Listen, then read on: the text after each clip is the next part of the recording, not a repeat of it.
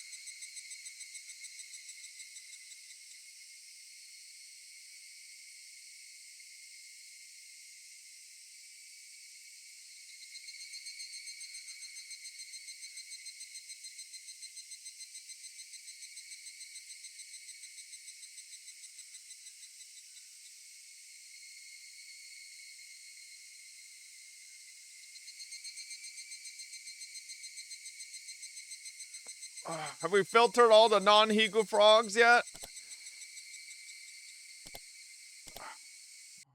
Here we go. What's up, Paksumi?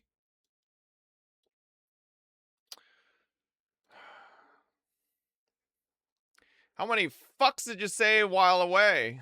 What do you mean? Like, you think I fucking need to go and, like, get it out of my system or something? What is happening right now? Oh, I forgot. I forgot we F1'd. Ow. Ow, ow, ow, ow. Hold up. Ow, this ring. Okay. I don't know why that ring was so hard to take out. Jesus Christ. Ooh. なんだか今朝のリカは様子がおかしいですわね。そうですか？どうおかしく見えますか？うまく言えませんけど、なんだかこう大人びて見えると言いますか。はわわお。リカは大人なのですよ。はわわお。羽生。今日は茶化すのはなしにして。 Oh shit, Rika's fucking locked in. She said, bitch, shut your mouth. さとこもごめん。今日はふざけるのはなしにしてね。そういう気分じゃないの。Oh. Monka W? 今からあと1週間くらいね。Satoko gave me a perplexed look. Maybe she thought I didn't feel well. I want to talk to Keiichi and the others, including Satoko, but I don't know how or where to begin. We all like to joke around a lot, so they might not take me seriously. How can I get them to understand the danger I'm in? Oh, fucking curry bitch. 監督もですわね。おはようございますですわ。はい、おはようございます。さとこちゃんにリカさん。Why the fuck is Irie here? おやおや。頭にメイドさんのカチューシャがありませんね。校則違反です。お仕置きお仕置き。入江先生、学校でそういうのはやめてください。Freak? 監督、リカが朝から体調が悪いみたいなんですの。ちょっと様子を見てあげてほしいのですわ。おや、どうなさいましたか？風邪ですか？ I still don't know how to tell my friends, but Irie at least is on our side. Maybe I can talk to him more directly. If I keep thinking about it, I'll still be thinking at the end of the day. Maybe I'll start with him. Hanyu nodded as if saying that was a good idea. さとこさとこ、圭一が来る前にお席にいたずらをしましょうです。 Oh, Hanyu, you just joined the club yesterday. You can't be doing that shit yet. いたずらじゃありませんわよ。より優雅にトラップとお呼びなさいませですわよ。羽生さんに対圭一さんトラップの妙義を伝授して差し上げますわ。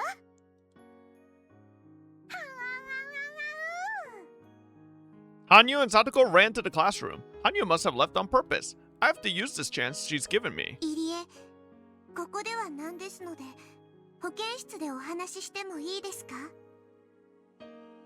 ええ、構いませんよ。では、保健室へ参りましょう。Irie probably thinks I'm going to talk to him about hidden Down syndrome. You're going to go somewhere people couldn't hear.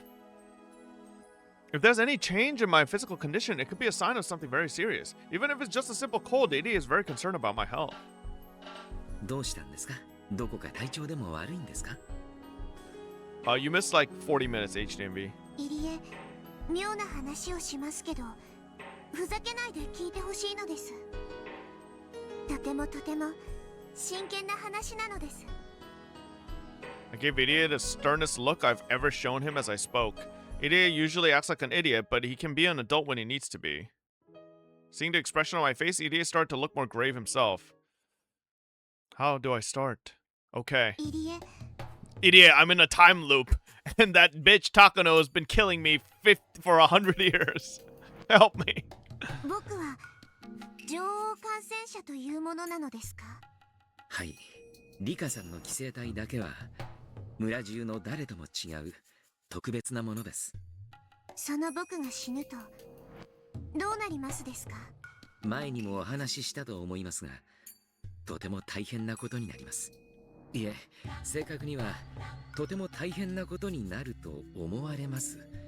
何しろリカさんが死ぬまで検証不能なのですから。ただしひなみ沢症候群に酷似した社会型脳内寄生虫の例で、女王感染者の死を引き金に集団自殺や暴動などを引き起こすケースが複数あるというような話です。この辺は高野さんの専門です。彼女に直接聞いた方がいいでしょう。私には少々疎いあたりです。 Don't mention that taco bitch name in our vicinity. In other words, Takano knows better than anybody that if I die, something terrible will happen. More than ever, I don't know why Takano wants to kill me. There's no way I can figure it out myself. Irie is here with me right now. Maybe he'll know. I should ask him. 入江、話の腰を折らずに聞いて答えてくださいです。そんな僕を殺して誰かが何かを得するということはありますですか？リカさんを誰が？入江、話の腰を。すみません。 Wait. Oh my god. Bro, all the old fucking backgrounds sucked. Kind of looked like a horror game instead. いえ、考えられません。あなたを殺して得をする人間など存在するわけがない。繰り返しになりますが、もし女王感染者に万一があれば、一般感染者は全員48時間以内に末期症状に至るんです。 It's not really a horror game, bro. それこそがひなみ沢症候群の最も危険な一面と言えるでしょう。被害妄想の拡大や錯乱などの個人症状とは比べ物にならない規模の大事態です。その大事態を起こして誰かが得をするということは？絶対にありえません。リカさんを殺すということは村人 2,3 人を殺すのと全く同じことです。たとえ冗談でも絶対に考えられないことです。僕が死ねばひなみ沢の人たち全員が被害妄想に取りつかれて錯乱し、あるい鬼の血を引く末裔たちの村の終焉としてはこれ以上ないフィナーレなのです。 Could that be what Takano wants? Since she always talks about dangerous and bizarre things, it's obvious she enjoys cruelty. She always talks about how she wants to witness with her own eyes the raw brutality of the man-eating demons she read about in the dark history of Onigafushi village. It's possible that she wants me dead just so that all the villagers will develop terminal symptoms. もちろんそれが想定される最悪の事態です。ですので、もしも万一リカさんが死ぬようなことがあった場合、ある緊急措置が取られることになっています。緊急措置？初耳なのですよ。多分初めてお話しすると思います。物騒な話でしたので私も話さなかったと思います。入江機関にとってひなみ沢症候群治療の中での最優先事項は女王感ですが、万一女王感染者が死亡し感染者全員の急性発症が見込まれた場合、それを未然に防ぐ緊急措置が取られることになっています。 It's understandable if all 2,000 members or villagers were to go insane, there would be no guarantee that the devastation would remain within the village. Obviously, it's a good idea to be prepared for the worst case scenario. 非常時用の緊急マニュアルというものが存在しまして、その中で最も危険度の高い事態、つまりリカさんが死んだ場合に適用されるものが緊急マニュアル。それが適用されると村人が錯乱する前に全員を処分するという恐ろしい内容です。具体的には自衛隊の緊急時専門の部隊がひなみ沢を封鎖して毒ガスか何かで皆殺しにしてしまうのだそうです。それも初耳ね。すみませんでした。私もあまり好きな話ではなかったもので。I've been interested in things that happen before I die, but not in things that happen after I'm dead. This disaster only takes place after I die. I had no idea that something like this occurs every single time. Or rather, I'm the cause. If the enemy is capable of erasing an entire village, and killing a little girl like me won't be a problem at all. Hanyu is telling me to just talk to everyone, but can I really stand against an opponent like that? Anyway, the existence of this emergency manual changes everything. Takano's motive no longer makes sense. I thought her goal was for all the villagers to go mad and slaughter each other like demons, but according to what Irie said, that wouldn't even happen. The villagers will be all killed before it does. I'm not Takano, so I can't be sure, but I don't think that would be fun for her. It doesn't make sense to me to kill me for that purpose, especially since we've known each other for such a long time. 高野と山犬が私を殺すというのはあり得ること。バカな。絶対にありえないことです。いや、それどころか高野さんはリカさんの保護に一番気を使っていますし、そんなことは絶対にありえない。入江、それでもなお高野が私を殺すとしたら。考えられません。女王感染者の危険性について一番知っているのが彼女なのですから。それにご存知で、彼女はひなみ沢症候群の研究にあなたを殺してしまうことはその情熱と矛盾する行為です。でも入江、ひなみ沢症候群は確か3年以内だかに撲滅される計画になっているんでしょう。撲滅というのは症候群を滅ぼしてしまうこと。研究を続けたい彼女の情熱にとってそれはどうな。それは私にとってひなみ沢症候群は実際彼女は3カ年計画には強く反対していて、研究の無期延長について理事会に進言するために単身上京したとまで聞いています。もっともそれは失敗に終わったそうですが。つまり高野はもっと研究を続けたいのにひなみ沢症候群はそういう言い方もできるかもしれません。I think I see something here. The Idiot Institute isn't a small organization. I think Idiot might be stupid. It's being managed by a lot of people and it receives a great deal of funding. That's the only way they can even research the syndrome. So if the Idiot Institute is planning to put an end to the research within 3 years, there really isn't much Takano can do about it. どうせ終わらせられてしまう研究なら最後に盛大にひっくり返してやりたいとか。バカな。そんなことあってはならないことです。でも入江も高野の性分は知っているでしょ。あいつならやりかねない。あいつなら私を殺しかねないって。ありえない。ありえません。Idiot, you've heard her fucking, like, giggle like a fucking psychopath in front of you so many times. What are you saying? そんな恐ろしいことは絶対に。Like, I swear Takano could stab a bitch in front of Irie and he'd be like, whoa, what was that? No, I didn't see it. I feel like I'm starting to see Takano's motive, but it seems like there must be more. After all, the project will continue for at least 3 additional years. It's possible that during those 3 years, Takano's request will be approved and their research will get an extension. In other words, the research is guaranteed to continue for a minimum of 3 more years. Given those 3 years, why is she so desperate now? Besides, I'm always killed in June 1983. The date may change a bit, but the month won't. That must be the result of her strong will. It would be one thing if their research was being terminated immediately. She still has 3 years, yet she's already getting desperate. Her motive is too weak. She must be possessed of the strong conviction that it has to be June 1983. After that, no matter how I questioned Irie, he kept repeating that there was no way Takano would kill me, so I didn't see how he could be of any more help. However, if I'm able to explain Takano's motives, then I think he will be my ally. But for now, I think this is all I can do with him. I'm going to talk to Tomitake now, too. Tomitake is a lot closer to Tokyo than Irie is. I don't think it's smart to talk to that simp. Maybe he can tell me something Irie can't. I hope I can learn some important things from him too, enough to convince him that Takano has a strong enough motive to kill me. Tomitake should be visiting Hinamizawa around this time. He spends a lot of time with Takano, but he often takes walks by himself to enjoy photographing birds too. I'll try finding him when he's not with Takano and try talking to him then. Although Tomitake does have strong feelings towards Takano, I'm worried he won't listen to me as seriously as Irie did. ありがとうでした。僕は教室に戻りますです。何か高野のこと。リカさん、どうして高野さんがあなたの命を狙っているなんて思うんですか？まさか急性発症？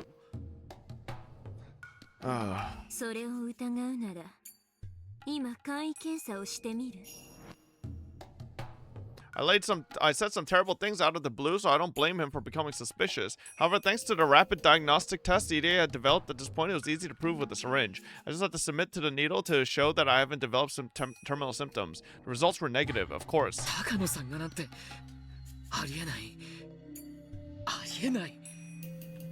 Maybe now EDA believes that there's a possibility that Takano is trying to kill me. Damn, look at this school. I left the nurse's office. I hope EDA will grow curious about Takano and try to find something out about her. どうですかリカ、何か収穫はありましたのですか？ Nope, EDA is a useless motherfucker as あっ usual. たといえばあったし、微妙なとこね。でもいくつか面白いことが分かったわ。一つは入江機関が3カ年計画でひなみ沢症候群を撲滅させようとしていること。これは研究を続けたい高野にとって不愉快なこと。彼女は単身上京し、東京の連中に研究の継続を訴えたけど、これがきっかけで何か自暴自棄。もう一つが面白いの。緊急マニュアル第34号とかいう物騒なやつよ。私が死ぬとそれが執行されて、この村は丸ごと毒ガスで抹殺。私が死ぬと村人すべてが末期発症するという Sammy's の taking があ for る the でしょ。 31. Boo. 高野はそれが見たくて私を殺すのかとも考えたんだけど、緊急マニュアルとやらがあるから、それを見ることができる前に村は滅んでしまう。だからこれも動機ではなさそう。いくら入江に聞いてもそんなバカなばっかり。彼に言わせると事態の重要性を一番理解しているのが高野とゆえに、一番殺す理由がないと。分かってるわ。まだ入江一人に聞いただけよ。他の人から情報や知恵をもらえる可能性もあるんだしね。そうです。みんなの力を合わせないと奇跡は起こせないのです。奇跡でも起こさなきゃ絶対に勝てない相手だものね。もうすぐお昼休みなのです。みんなに相談するいいチャンスだと思いますです。とはいえ、どう話せばみんなが真剣に聞いてくれるかが問題よね。東京という秘密結社がなんて話をしたら、それなんて漫画って言われちゃうに決まってるわ。 While that girl has horns, we don't talk about them. Rude. 誤解のないような She's うまい言い self-conscious, 方を man. 考えないと。多分深く考えずそのまま話した方がうまくいくと思いますのです。本当に？そうなのですよ。まあ試してみるのです。僕が言うような言い方をすれば茶化さず聞いてくれるどころか、ものすごく真剣に相談に乗ってくれると思いますです。 I'm still not sure, but Hanya seems very confident. Hanya has spent her life observing various people.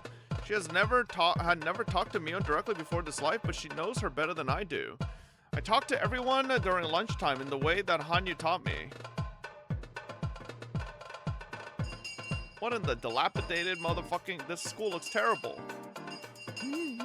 そりゃ面白いね。それではあ、リカちゃんすごいね。そんなのよく思いつく。だよな。意外な才能にちょっと驚きだぜ。確かにもうちょい煮詰めりゃ結構面白い漫画が描けそうだ。 Oh god. 私は呆れましたよ。今朝から調子が悪そうなんで、どんな悩み事があるかと思ったら、そういうことならまずは胃の一番にこの私に相談遊ばせ。ね、みんなとても頼もしいですよ。頼もしいわね。 They don't understand at all, you stupid fucking demon girl. ものは言いようなのね。おじさんこう見えてもサークル申し込みからネームに下書き、ペン入れに本に背景に社食に構成入稿出版頒布にサポートまで全部できるからね。私に相談したのは実にナイスだよ。ミオンがすごいのです。漫画家も編集者も出版社も本屋さんも全部一人でやれてしまうのです。へえ。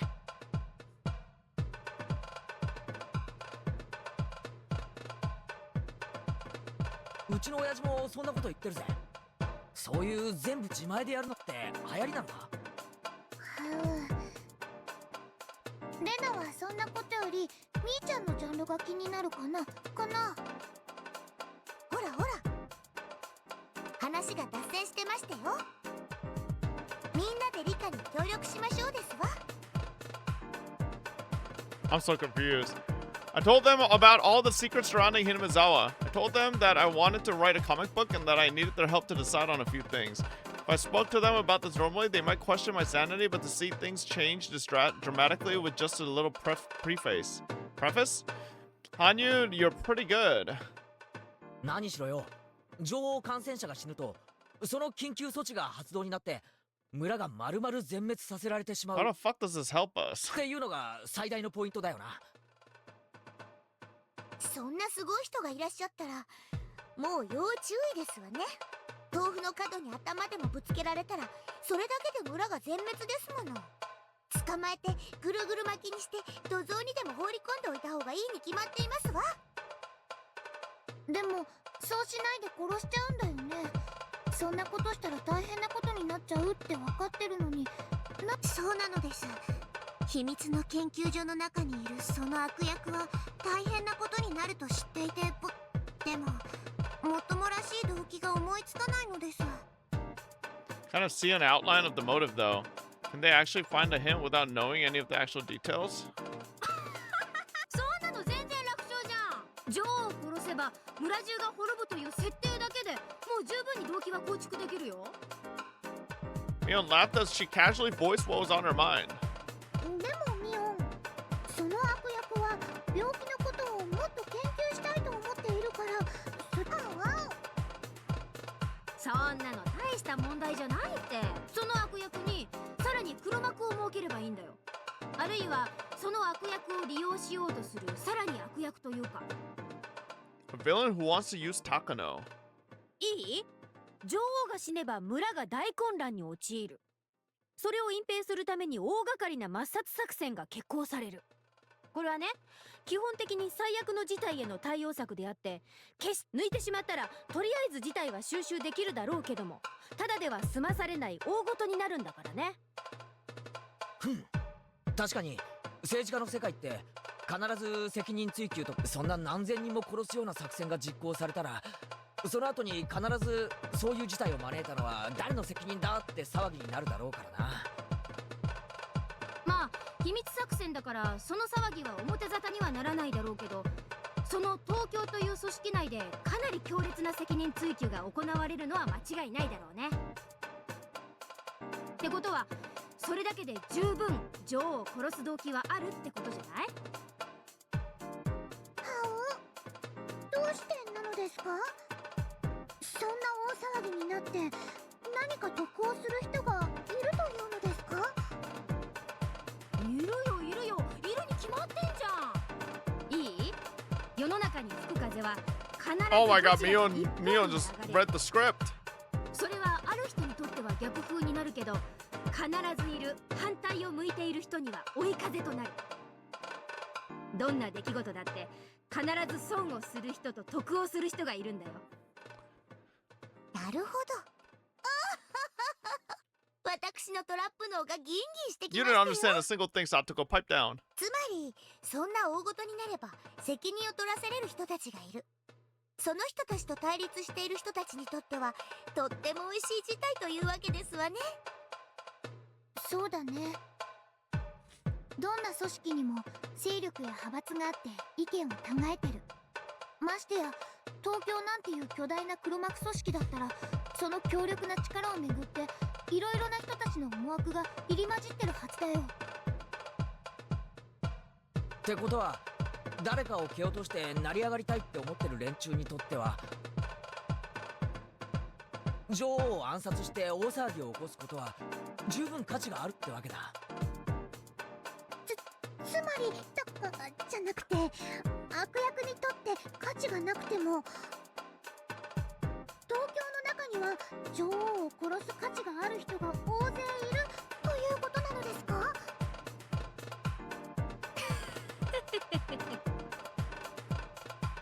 そういうことよ。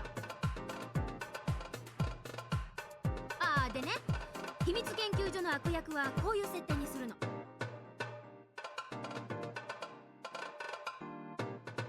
本当は研究をもっと続けたいんだけど、それが3年で打ち切られるって話が決まっちゃって、だからさ、その研究員は自分がこれまで研究してきたことを全部無に帰されようとしている。つまり自分が半生をかけて築いた成果が台無しにされそうなんで、非常に辛い思いをしている。いや、それだけじゃない。ものすごくプライドを傷つけられていると思うんだよね。そうだな。その悪役が半生をかけるに値すると信じた研究が上位の組織に認められず、3年でおしまいにしろなんて言われたら、自分のそれはきっと辛いだろうね。自分の積み重ねてきたものを全て否定されるのはきっと傷つくね。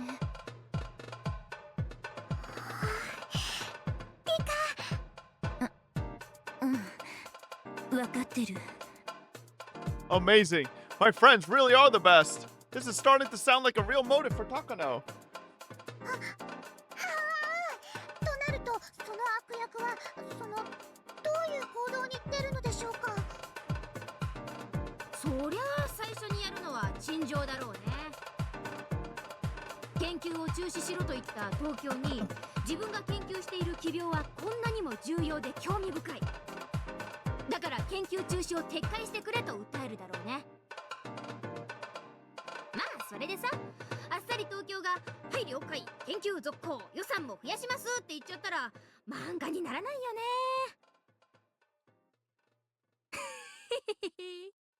そこはさ、きっと東京のボスたちにコテンコテンにこき下ろされるわけよ。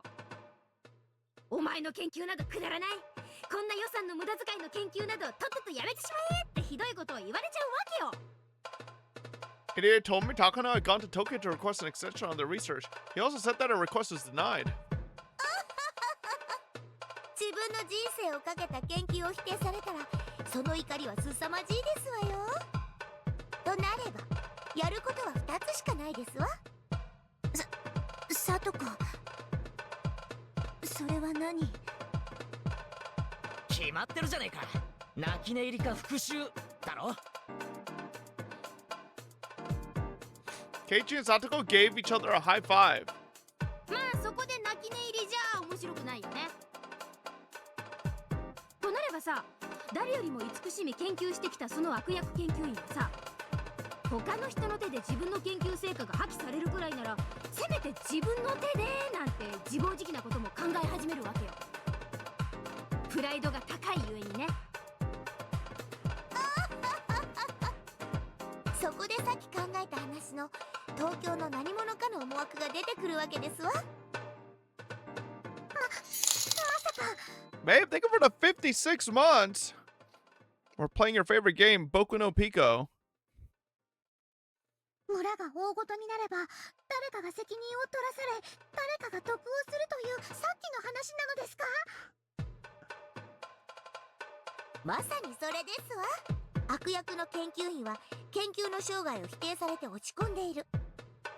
それをうまく焚きつければ、自分の手を汚さずに村は大惨事。自分は後から悠々と責任追及に加わってうまうまでございました。 Uma Uma?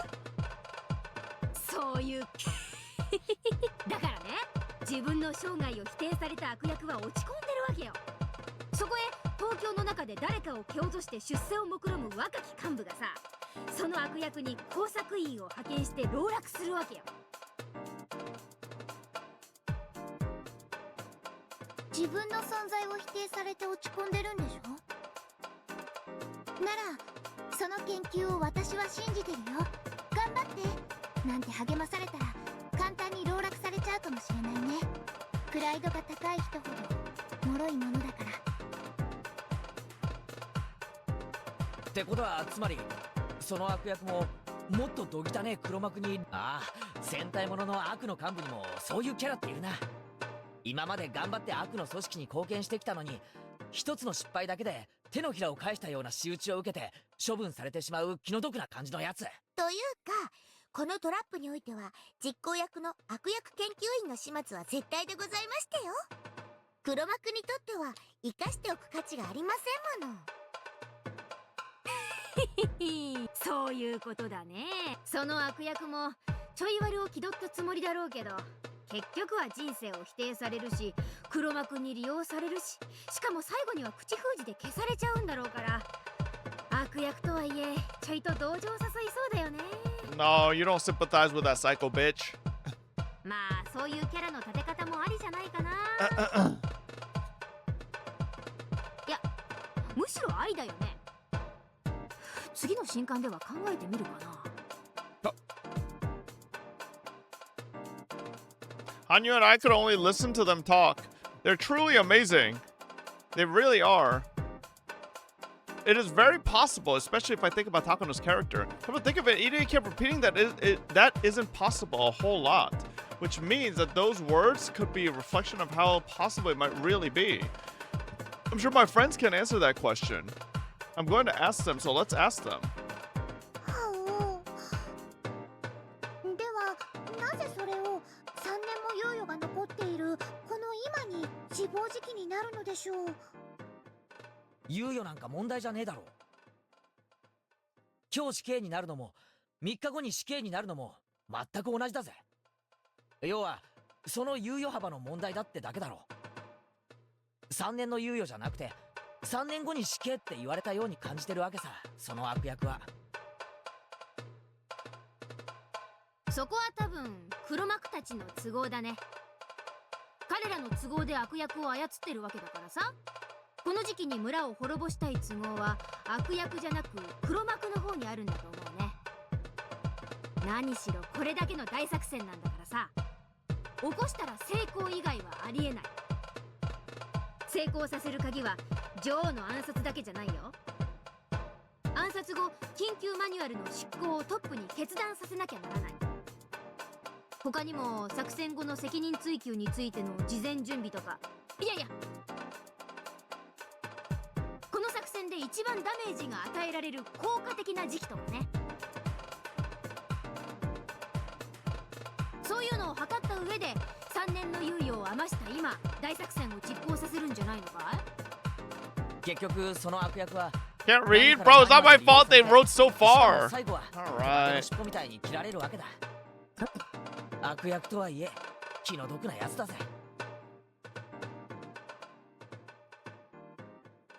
Okay. なるほど。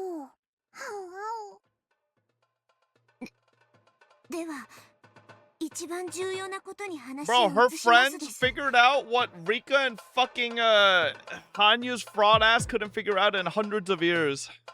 Jesus. それに立ち向かうために女王の少女はどう戦えばよいのですか。その子が主人公なのです。ほうほう、そりゃ面白そうだな。つまり命を狙われてる女の子がなんとかマシから逃れられればいいわけだな。連載形式によるね。長期連載ならダラダラと逃げ延びて次々新しい追っ手や資格が現れた方がネタ切れに。できれば短期集中連載がいいのです。 Okay. Piffed. I burst out laughing at Hanyu's metaphor. となればなんとか悪役をやっつけてハッピーエンドを目指すしかねえよな。逃げるより戦う展開の方が熱い。でも主人公はただの女の子なんでございますわよね。どうやって戦うんですの。今時の少女主人公は無力なんかじゃないよ。一見塩らしい可憐な少女なんだけど、秘められた秘密の超パワーを隠していて、実は王家の血筋を引く S ランクのハンターで、2つのは漆黒の打天使とかってのはどうよ。 Okay, Mio, we shouldn't have let you cook. なんだか痛い中学生の創作みたいだね。Ooh. どうしたよミオン Mion's dead. お腹でも痛えのかよどうせおじさんは永遠に孵化しないピキなのさ。 Mion, you can do it.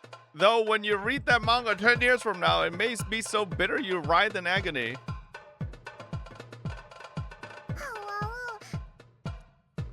ミオンが何を言ってるかよくわかりませんが、とにかく主人公の少女はか弱くて特別な必殺技とかはないのです。強いてあげれば猫かぶり Man, Shion's not a part of this entire chapter or what? When'd she come in? あとすごく意地悪でよく僕を辛いものでいじめますのです。それはいい設定ね。早速今夜から実践するわ。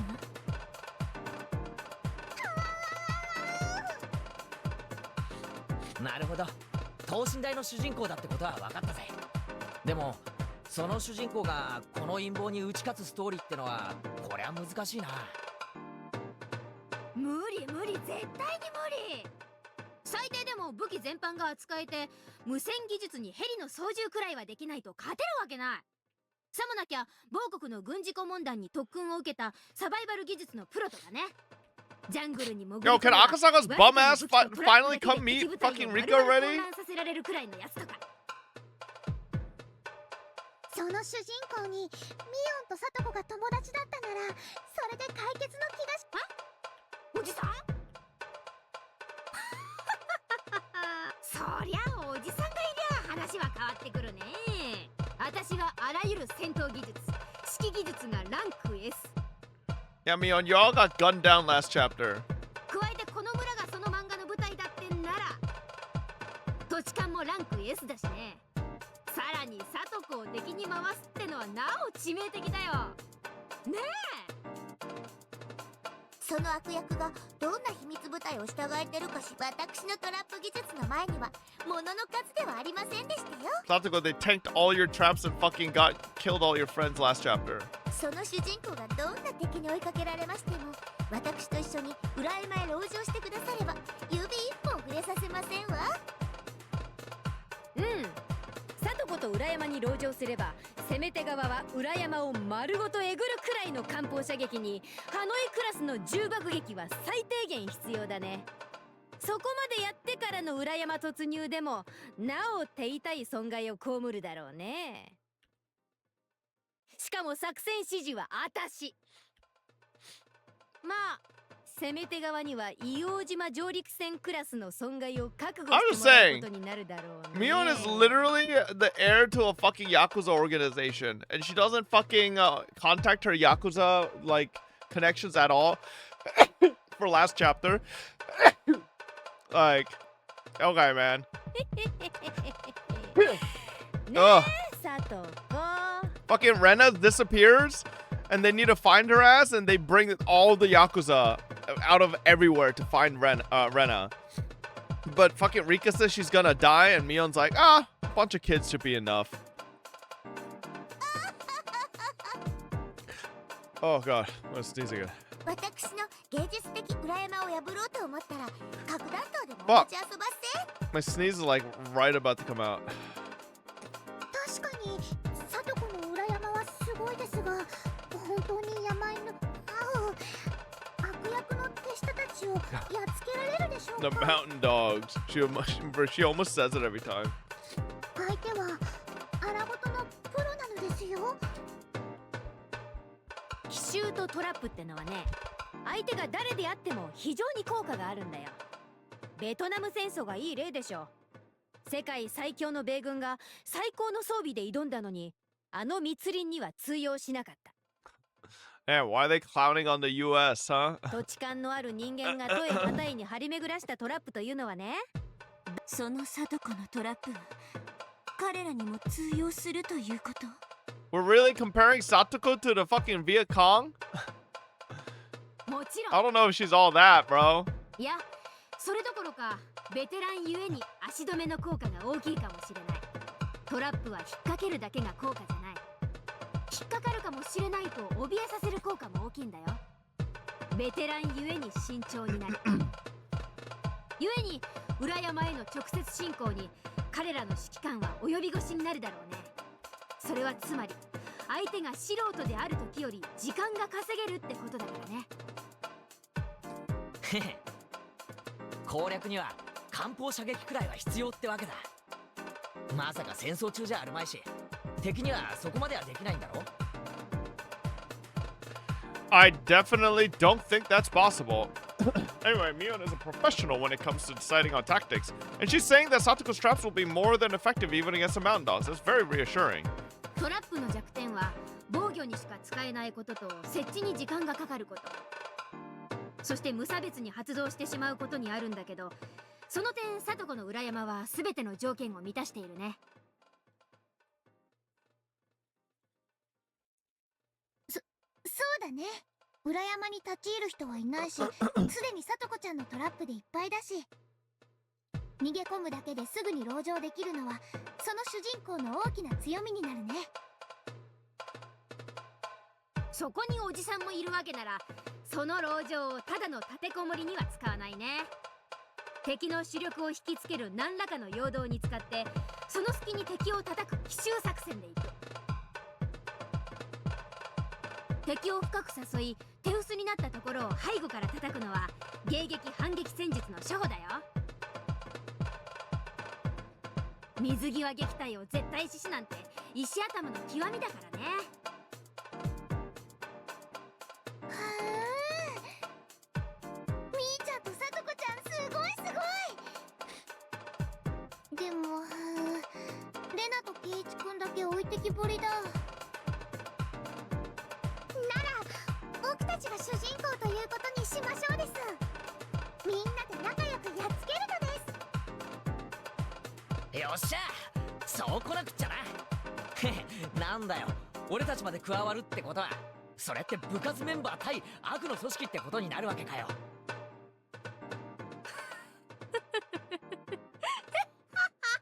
どんな悪役だか知らないけど、その悪役たちはついてないよ。どの程度の手勢か知らないけど。She shot you guys with a sniper rifle. Keiichi got fucking obliterated. 正面からぶつかり合うならいざ知れず、私たちに血のりを使わせちゃったらこの村じゃ勝てないよ。木南沢で私たちに勝とうと思ったらオーバーロードクラスの大作戦が欲しいところだからね。もっとも我が部ならそれすら撃退するけどさ。Neon laughed and everyone nodded along. Amazing. I'm starting to think that if we try our best, we can defeat even the mountain dogs. If we fight directly, we'll be taken down immediately, even if we use a surprise attack. But if we set traps and if we have enough of them, who knows? みんなはとっても頼もしいのです。まったくね、こんなにも頼もしい味方に。どうして私は一人ではできないことでもみんなでならできるのです。 Even if only a miracle can make it happen, if we all try our hardest, it can be done easily. That's what a miracle is. My heart is pounding. What is this emotion? I feel like nothing is impossible if I work together with them. Anya told me that in a different world, they defeated the worst scenario of all, the one where Teppei comes home. I don't remember, but something tells me deep inside that the exact same kind of miracle is about to happen in this world too. それにみんなもっともっとアイデアが欲しいのです。僕たちがどうやったらこの陰謀に勝てるのか、もっともっと僕に教えてほしいのです。 Yeah, but how do they turn this into reality? Because all these guys started thinking she's role-playing, you know?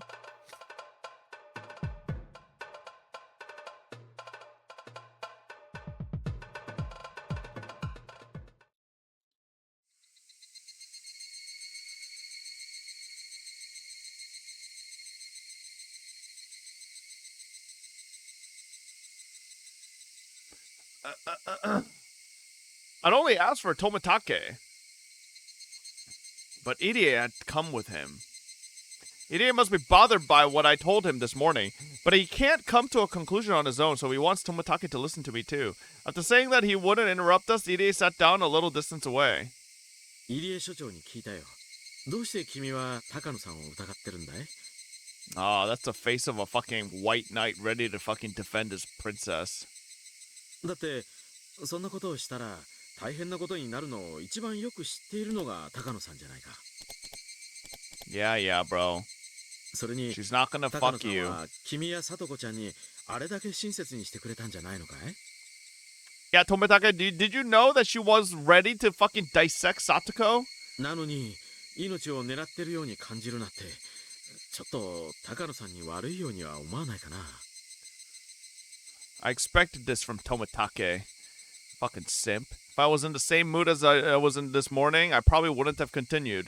But having expected this, I'm able to continue without getting upset. 富武、正直に答えてください。 F1? Shit environment. そして真剣に考えてください。正常な高野なら僕を殺すようなことは絶対にないと思いますですが、今の高野は絶対に僕を殺さないという保証はありますですか？それはどういう意味だい？高野はひなみ沢症候群の研究に生涯をかけてる。それは事実。うん。ここだけの話、ひなみ沢症候群の研究は彼女が中心なんだよ。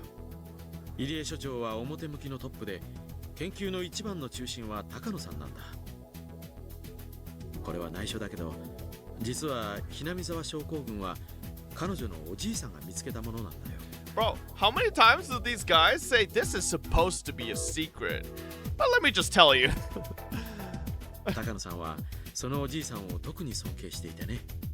その研究を自分が受け継いで完成させると意気込んで入江機関を設立したんだよ。そんな高野にとって研究の方針が変わり、3年で研究を終了と宣言された現在の状況は、高野は単身上京して研究の続行を訴えたけど却下されたんでしょう。それは高野にとって自分の人生を否定されたことと同じ。とても傷ついたんじゃないの？ Tomitaka doesn't think that far, bro.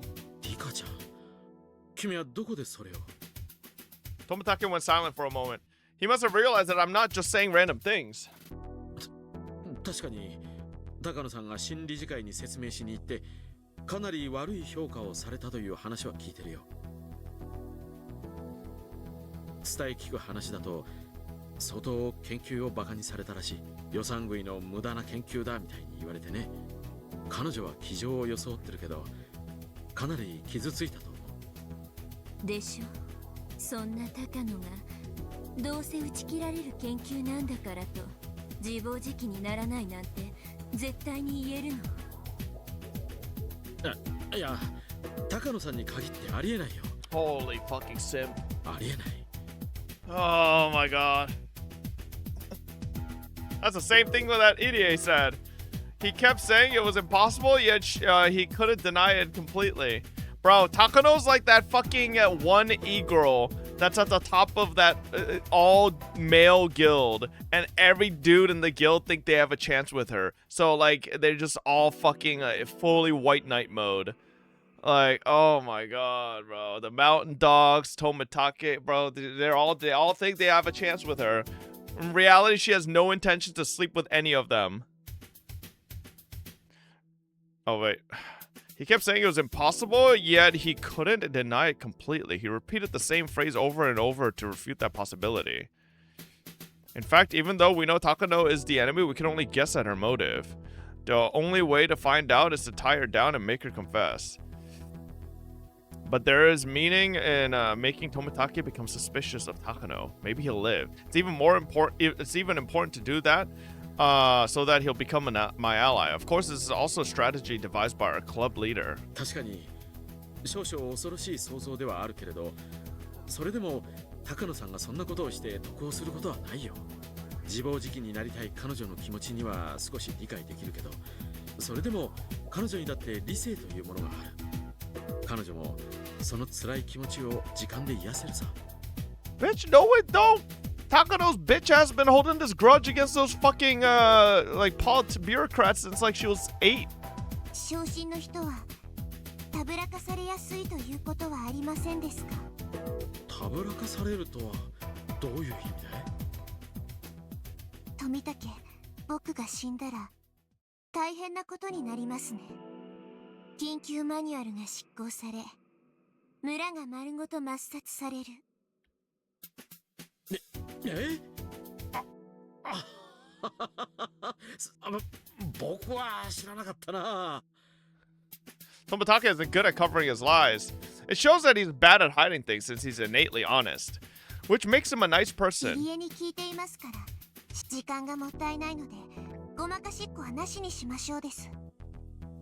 その緊急マニュアルは、あくまでも最後の手段ですから、それを実行すれば、大変なことになりますですね。Tomitake seemed to be wondering if he should confirm the existence of the emergency manual. But the fact that Irie had already told me about it, combined with me being the queen carrier, prompted him to confirm it, albeit hesitantly. ああ、大変なことになるよ。村を一つ消し去るなんて簡単なことじゃない。危険な橋をいくつも渡らなければならないし、仕方がないとはいえ、人道的に許されることじゃない。本当に大変なことになるよ。単刀直入に言います。その緊急マニュアルで渡航する人間がいるはずなのです。まさかいるはずがないよ。それどころか責任問題やら何やらに発展し、場合によっては東京だけでなく政府内の問題にも発展しかねない。となれば、その騒ぎで得をする人がいるのではありませんか？緊急マニュアルが執行されるようなことになれば、その後、そうしなければならない状況に陥らせた人間たちへの、具体的に言うと、入江機関を統括している上の連中ね。その黒幕たちが責任を追及され、東京で失脚するということは。どうだろう。ポストは有限。狙う人間は常にいる。それを奪うために、緊急マニュアルという危険な爆弾の導火線に火をつけてみようという人たちがいてもおかしくないんじゃないかしら。自分は安全な場所に隠れていて、すべて吹き飛ばした後、空いたポストにちゃっかり座る。All this is what Mio suggested. She didn't know a thing about Tokyo as she struck its course so hard even Tomitake was shaken. Mio is the greatest commander and strategist our club could have ever had. Tomitake folded his arms. He's starting to lose his cool. I think he realizes that what I'm saying isn't mere う。 nonsense. 確かに最近東京である大物が死去してね。それに伴い後釜をめぐって派閥抗争がとても激しくなっているんだ。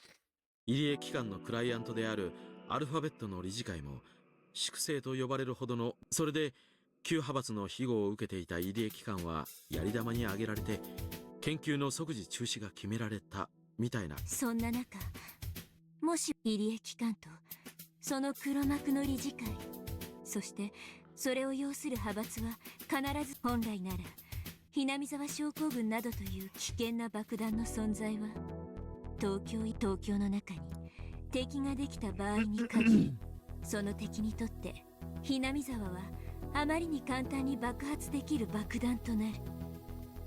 それはリカちゃんの創作かい？ Nope, bitch. Use your brain, Tomitake, not your dick. 創作ですか？事実ですか？どうだろう。でも今の東京のゴタゴタを見ていると、なるほど、そんな恐ろしい絵を描いている連中がいたとしても、いや、ありえるかもしれない。富武はいい人です。 Nah, this guy's an idiot, though. 親しい友人のことを信じる。とてもいい人だと思います。だからそんな富武にこう言えば受け入れてもらえないことは分かってる。でも入江機関への監査役である富武兄に僕は。まさかそれで高野さんだというのかい？はい。研究の継続を却下された高野は自分の人生を否定され、さらには理事会からこき下ろされてとても傷ついています。それはいつもそばにいる富武なら分かっているはずです。その昇進の高野に彼女を利用したい何者かが接触し、そそのかすというようなことはありませんですか？傷ついた人は自分を理解してくれる人に心を許してしまいやすい。 True. That bitch is using her Takano. Wait, maybe Takano ends up teaming with everybody and works to take down the higher up. 高野 Crazy twist. 東京での混乱を目論む何者か Oh, が her name 接 is 触 like して she's 取 got り入れ 4 or 5 different 何 names, かを bro. 手つけたかもしれないのです。 Toмотaka insisted that Takano-san would never do that. He repeated it a few more times, but then he fell silent again. Toмотaka is an adult. He must have experienced some heartbreaking events himself. That's why he can understand that Takano is very hurt, and that it's possible that someone is using her. リカちゃんの言い分は分かったよ。僕も高野さんを本当の意味で信じるために、そういう疑いがないことを先に晴らしておく必要があるね。Toмотaka, listen, you got everything in your hands now. If you die this time, it's all on you, dumb fuck. 富武、すぐに山犬の小野木君と東京に連絡して、高野さんの近辺に不審な動きがないか確認させるよ。山犬は傍聴が専門だから。Oh my god, bro. Don't trust that stupid fucking dog. ダメです。山犬も高野の手先です。なんだって？高野を懐柔するような相手です。もちろん山犬にだって手を打っています。それはありえない話じゃない。山犬は傍聴部隊。仮に入江機関に内通者がいても、彼らが任務についている限りとても困難だ。 Oh shit, my food's here. Hold up.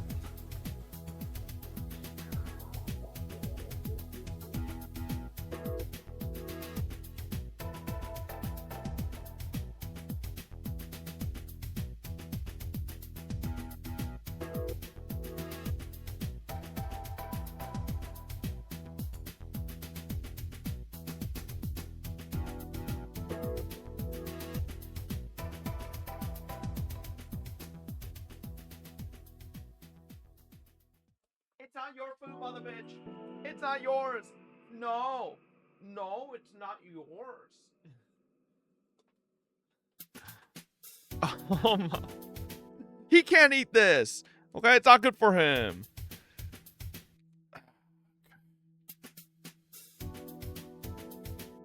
Get his ass. Fucking licking his fucking lips. No, back up. Back up, motherfucker. Back up, bitch.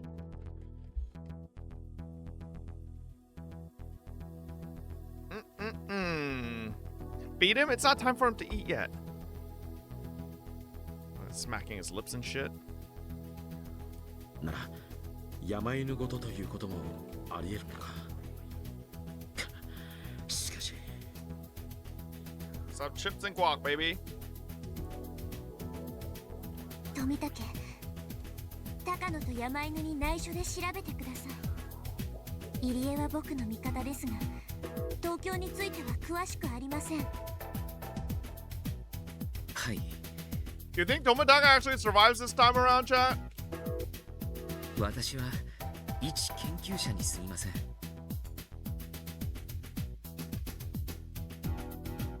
所長という肩書きも彼らの都合でもらったお飾りに過ぎないことを認めます。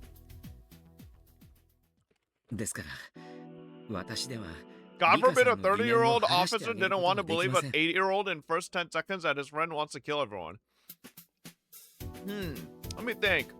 30-year-old officer that's clearly seen this fucking woman have multiple cases of like sociopathic psychopath tendencies and giggling like a mad woman whenever people are in pain and dying.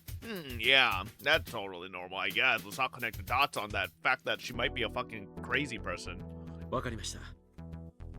万が一入江機関が謀反を起こす可能性だって予見されてないわけじゃない。そのために僕が送られてきているんだからね。高野さんと山犬の近辺について至急調査させるよ。僕の話を信じてくれて、 Oh boy. 僕の話を信じてくれたのは Things are going a little too well, bro. Something's gotta go wrong. 初めてなのです。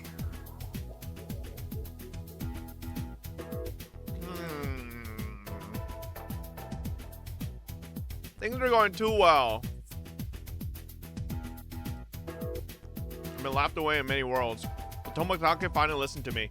He'll be a very strong ally in the fight against Takano. Also, I'm grateful for my friends who prepared me to talk to him. I got information on the current situation from Irie, had my friends analyze it, and because of that, managed to get Tomoaki to listen. Just as Hanyu said, I couldn't have done anything if I kept thinking about it all alone.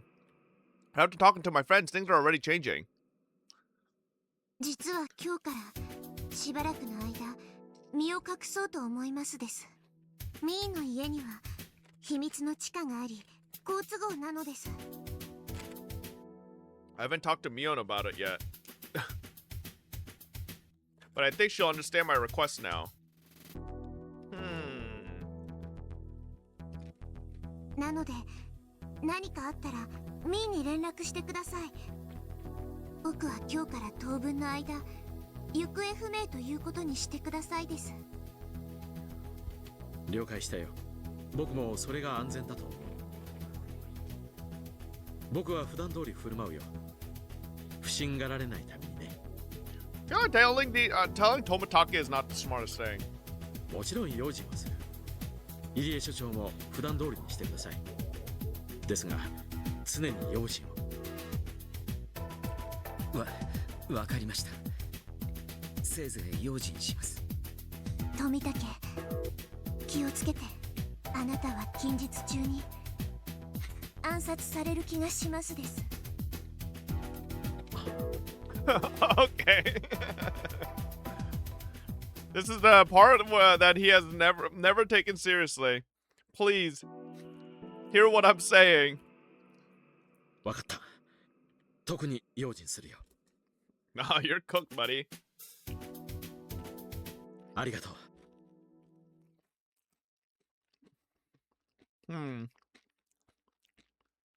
Then Tomotaki turned around all of a sudden. Irie and I sensed something odd from his behavior and grew tense. Then...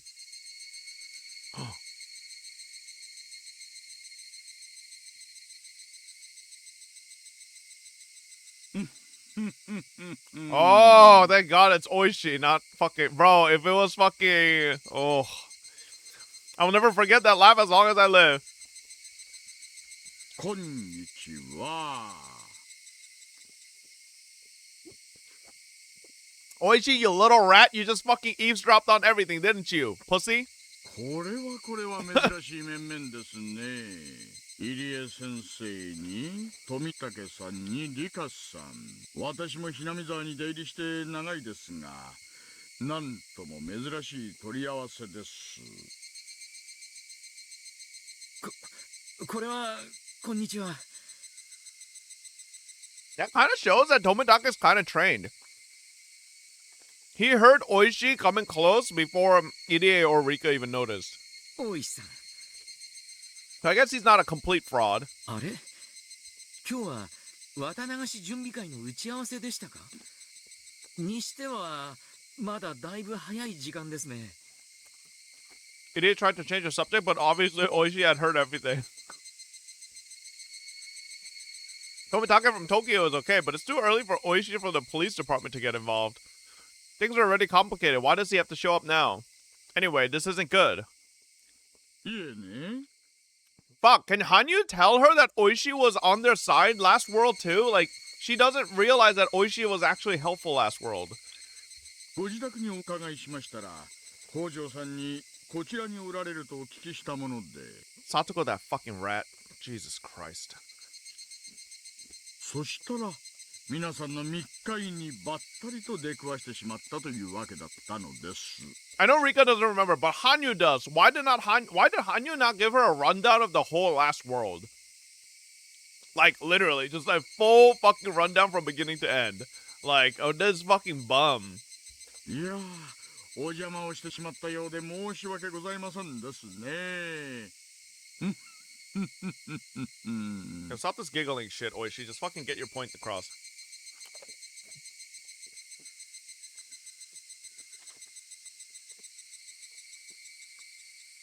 I bet he only heard a part of our conversation, so he can't grasp exactly what we were talking about. That's why he's trying to make us confess the whole thing. 皆さん、そんなおっかない目で見ないでください。照れちゃいます。いえね。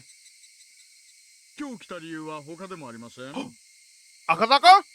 リカさんに懐かしいお友達を連れてきたのですよ。リカさん覚えててくれるかな。忘れちゃってたら彼はるばる来てくれたのに泣いちゃうかもしれません。Okay, like, see, things are going way too well. Like, everything's lining up, bro. And we got, like, what, 8 more hours of this fucking chapter? What? Who? I can only think of one person. Did he ever come here in June 1983? But who else would come visit me? ささ、どうぞどうぞ。Boom! Oishi encourages a virile young man to enter. He looked a lot more mature than the last time I saw him. 赤坂。覚えていてくれてありがとう、リカちゃん。今度は東京へ帰れなんて言わないだろ。赤坂。赤坂。 Bro, if Doctor Strange was playing Higurashi, he'd be like, there's like a million timelines. This is the one. The one timeline. 君のメッセージ、ちゃんと覚えていたよ。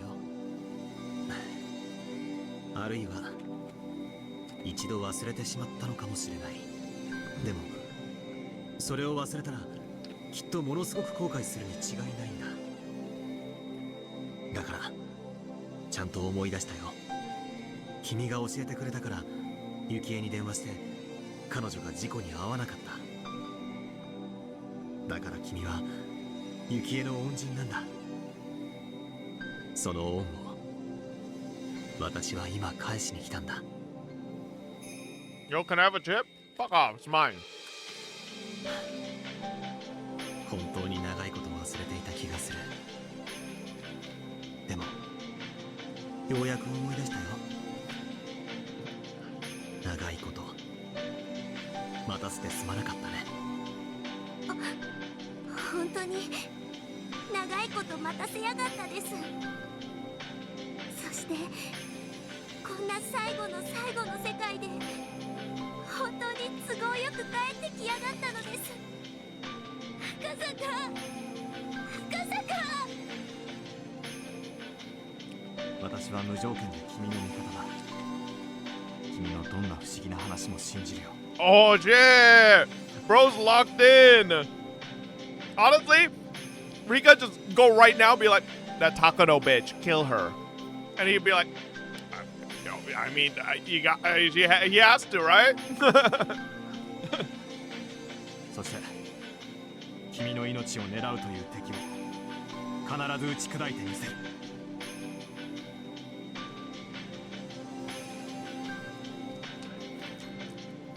I have a feeling Takano's not gonna get killed this chapter. I have a feeling Takano's gonna get awakened to the fact that she's being used. And her grandfather and all of that is gonna be still sullied at the end because she's gonna be used as a scapegoat, including that, you know, everybody in the Alphabet Project, you know? You remember? No, chat. You wanna know why I think that?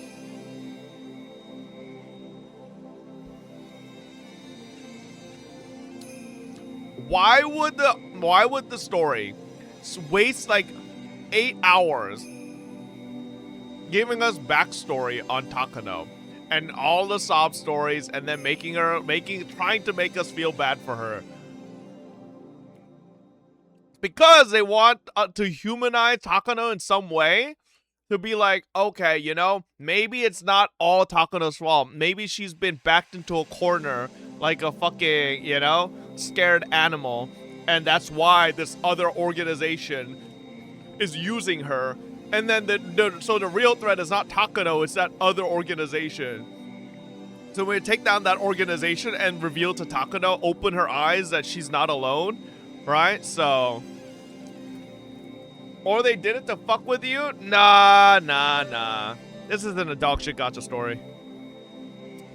He remembered the sad world where he lost his wife working on the kidnapping case in Himazawa. He forgot about me because of the despair and only remembered her afterwards. He regretted not being able to do anything for me. The memory from a different world brought Akasaka here. Akasaka calls himself my ally. That means a lot to me, since I never thought I'd have any allies at all. I could only bury my face in Akasaka's chest and cry. いや、私は見てませんよ。Oishi, you're fucking ruining this moment. 東京に奥さんがいるのに、南沢にこんな幼妻の現地妻がいたなんて知りません。Wow! Okay, Oishi. 知りませんよ。大井さん、違うんです。そういうのじゃないんです。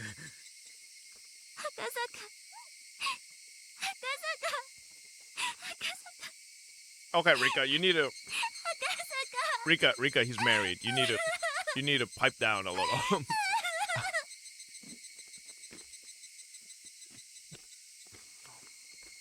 I complained that I couldn't defeat Takano alone. Hanyu admonished me. She told me that if we put our strength together and all believed in the same thing, we could make a miracle happen. I didn't believe her.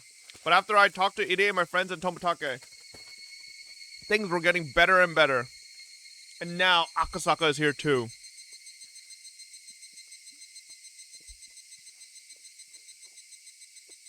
Was Akasaka supposed to be coming back? Or is this a miracle? Miracles do occur. This man never helped me even once before, yet he might be my most dependable ally. Now he's back, and he's telling me he's my ally no matter what. What if Akasaka dies? ね、起こるのです。奇跡は。Hanyu, I don't want to hear shit from you. The entire last chapter, I had to hear your ass bitching and being a doubter. Fucking. 起こるね。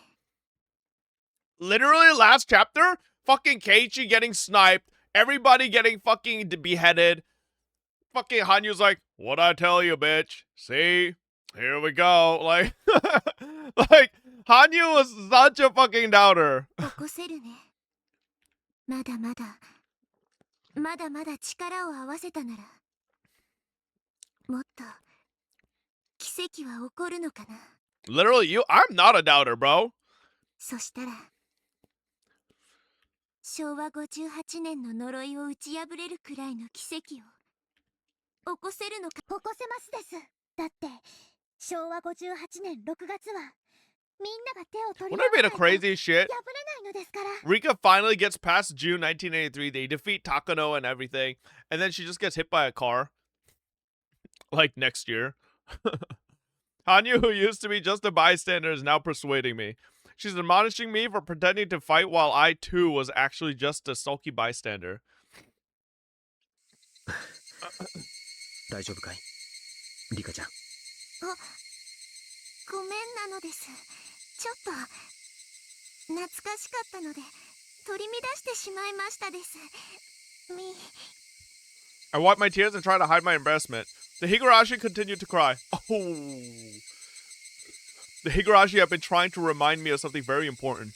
I felt like they had taught me something important, and my eyes grew teary again. これは驚いた。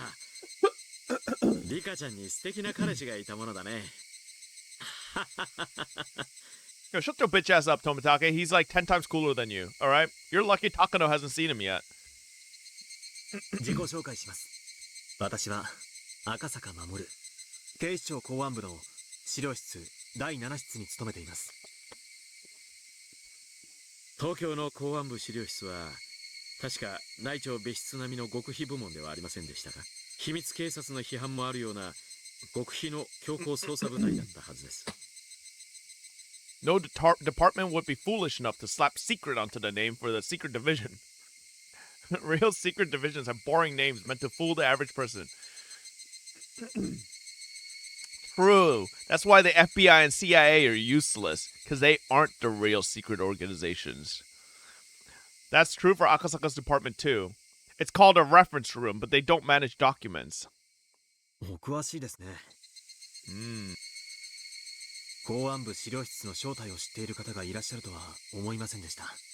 先ほどのお話から察するに、どうやら訳ありの方とお見受けします。What the fuck? Akasaka listened to everything too? いや、ちょっとマニアでしてね。たまたま知っていただけなんですがね。Bro, stop. Honestly, they should just be honest though. Like, if they open up and all work together, they could actually just, this could be speed ran. Like. 富武さん、この際だから本当の自己紹介をしちゃいません？ Oh. 私もあなたがただの旅行写真家じゃないだろうって。いやいや、そんなことはないですよ。僕は写真が趣味なだけのただの。Yeah, is that why you're gonna investigate the mountain dogs in Takano? Bro, what a waste of time this conversation is. True. This is the final world after all. 富武は僕たちと東京の間リカ連絡のお仕事なのです。Okay. でも僕の味方なのです。リカさん。 Tomitake and Iria yelled simultaneously. To them, it's an extremely important secret, and if someone were to find out, they'd get eliminated by the mountain dogs. But it's okay now. There's no point continuing to have suspicions and doubts. Hey, Rika read my mind. I've had enough of that. It's already obvious Tomitake isn't telling the truth, but he's still trying to deny what I just said. 入江所長さん、5年ほど前、私が誘拐犯たちとの乱闘で怪我をした時、お世話になりました。あの時は丁寧な治療を本当にありがとうございました。あの時の。Yeah, Akasaka doesn't look that cool in the old version, I'm gonna be honest. Why does Iria have his chest out like that? Like, it's like... いえいえ、自分の仕事をしたまでですよ。そして、入江診療所には入江機関という別名もある。そうですね。いえ、どうでしょう。入江先生、もう隠し子はなしにし、私たちさっき先ほど入江機関のクライアントのアルファベットとおっしゃいましたね。実は皆さんがお話になられなくてもその一部始終を存じております。つい最近まで私の第7室は巨額の裏金ルートとそれを牛耳る黒幕たちを内定していました。アルファベットプロジェクトとはその裏金ルートのうちの一つです。 Did you get a serialized magician girl? No, but we got the next best thing, baby. Yeah, prismatic rare. On TCG Republic, this is $1,300. So I mean, hey, close enough. It's not $100,000, but hey, it's 1/100th of it. How many did I open? 5 boxes. We got kind of lucky as fuck. Akasaka is holding the top secret document he got his hands on a few days ago. This document records how certain people were given public funds from ministries and government offices for assisting with various projects. These masterminds claimed that they were attempting to revitalize Japan by using secret money and secret methods, but that was a lie even amongst themselves. The masterminds of these projects were making an enormous profit off them. If that became public knowledge, Japan would be shaken to the core and the government would be overthrown. That was what they were told, and that was the reason why the investigation was discontinued. 最初にお断りしておきますが、第7室のこの調査はすでに中断され、私たちは Was it worth it? その任務 Bro, を I've 解 had か an れています。 itch to open card boxes for a while, so ですの yeah. で、私は業務上知り得たことを勝手に口外しているに過ぎません。もちろん、私はひなみ沢へは休暇として訪れています。そこだけ誤解がないようにお願いいたします。Tomitake is still trying to hide his identity, but Idiot isn't. He must have made up his mind since Akasaka already knows about the Alphabet Project. その裏金ルートから毎年巨額の資金が入江機関という岸骨市内にある研究機関に流れ込んでいることがすでに分かっています。そして入江機関という機関名にはそして入江機関トップは自衛隊入江京介氏とも。ミサ入江先生、あんた自衛隊の人だったんです。違い、私は富武さん、もうお話ししましょう。それに私たちのクライアントはともかく、これ以上しらばっくれるのは入江の言う通りなので、大石はきっと僕たちの味方になってくれますです。 I'm starting to feel like even Oishi could be our ally. That would be incredible! Tomitake finally gave in and admitted everything. In his place, I explained to them the existence of Hinamizawa syndrome, the idiot clinic that was established to research it. What's special about myself, and finally about the invisible conspiracy that revolves around it all. Oishi was very surprised to hear about all this, but Akasaka told him to calm down, so he listened quietly. Since Akasaka belongs to a special unit, he wasn't too surprised. He kept nodding, saying that it's all very possible. This is working out great for me. 確かにリカちゃんの言う通り、恐ろしい陰謀を企む連中がいてもおかしくない。大石さん、これらの話は全てあり得る話ですよ。はあ、私は何かの小説の筋書きみたいな気分ですが、いや、それが真実ならば。Compared to Akasaka, who has a flexible mind, Oishi is having a hard time understanding such unrealistic stories. He'll probably need at least 3 cigarettes before he can digest what he just heard. 僕は高野が怪しいと思っています。ですが、その証拠はありません。それを確かめるために富武に調査をお願いしていたところなのです。大石さん、その高野という女を別件逮捕で拘留することは？退職金が吹っ飛びそうですが、やってやれないことはないですな。沖宮署にも山犬の傍聴要員が入り込んでいるはずです。多分大石さんがそれを実行しようとしても署内で圧力がかかるはずです。